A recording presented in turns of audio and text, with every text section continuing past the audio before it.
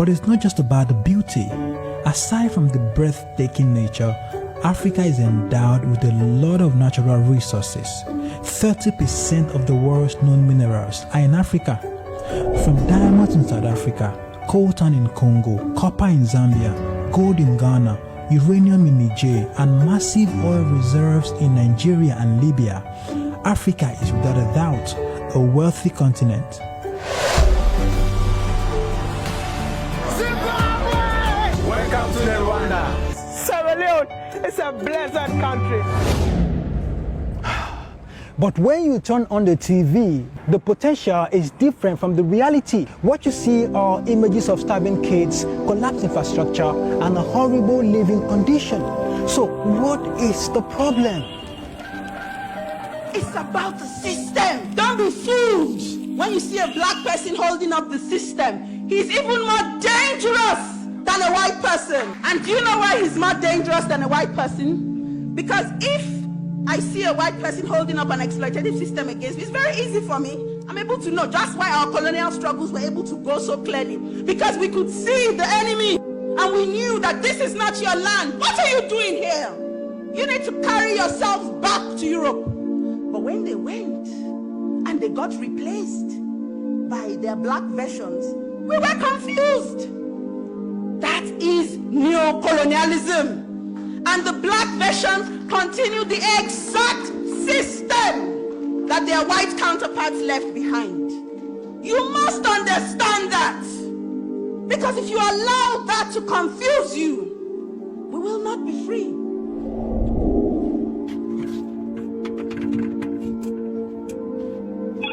Hello? Yes, Thunder. What are you doing, man? You're wasting time. We need you in Africa to fire some of our leaders. Yes, I mean, how can Zambia have one of the largest copper reserves in the world, but 60% of its population still live under poverty and unemployed? You're surprised? I'm surprised too. Listen, copper is used in power generation, building construction, and car manufacturing. But none of these things happens in Zambia. They only extract the copper and take it to other countries. Everything around Butundo belonged to the Swiss mining company, Multi Glencore. And leave Zambians in poverty and pollution. Children suffer the most from this severe environmental pollution. The boy couldn't breathe and had pain in his chest, and he started bleeding from his nose. And that is why we need you now to come and fire our leaders. Thunder, please come and fire some of our African leaders. Yes, we don't have time, man. They are destroying the continent. Please come quickly, please. Nigeria. Africa's largest crude oil producer and the most populous nation with the people of African descent in the whole world does not refine its own oil. Nigeria exports crude oil and imports refined petrol. Listen, this means that Nigeria's crude oil is actively creating employment in other countries, while millions of Nigerians are unemployed and living in poverty. It was Nelson Mandela who said that until Nigeria gets its act right, the African continent will continue to suffer. Okay, are you angry because of Nigeria's crude oil? Let me blow your mind. I know many of you like chocolate, but do you know that there are chances that the chocolate you had today came from the cocoa bean in West Africa? Because 70% of the world's cocoa bean comes from the African countries of Ivory Coast, Ghana, Nigeria, and Cameroon. But surprisingly, none of these countries is a top producer of chocolate. But every day we spend billions of dollars to import chocolate. It's the same thing. The way Nigeria's crude oil is being exported is the way we export our cocoa to import refined goods.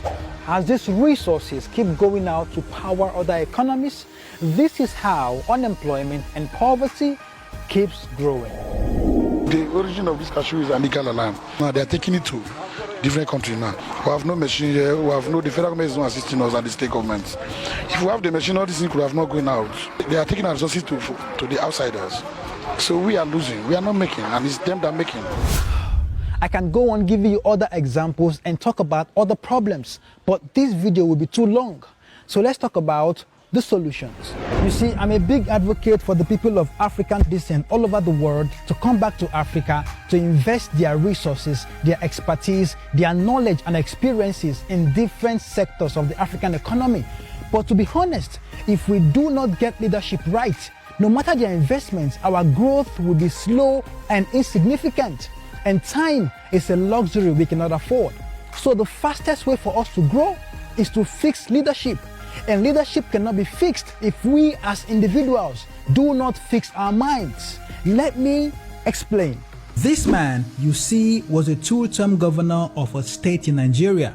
He was sentenced to 12 years in prison for diverting over 8 billion naira of the state funds into a private account. Barely 6 months after his conviction, he managed to get out of jail. Now that sounds bad, but what is worse is this. When he got out of jail, he was welcomed like a hero. This man pleaded guilty for stealing over $250 million when he was the state governor. He was sentenced to 13 years in prison and he served only 4 years. When he returned, he was also welcomed like a hero.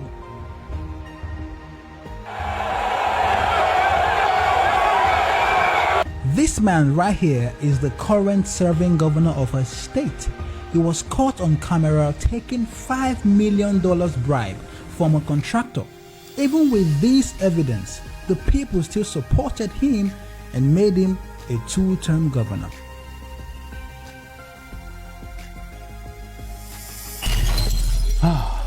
Now you can see that it's impossible to get quality leadership if we don't build a society of quality individuals.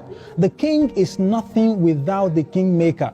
And in this case, we are the kingmakers. We the people give them the power they possess.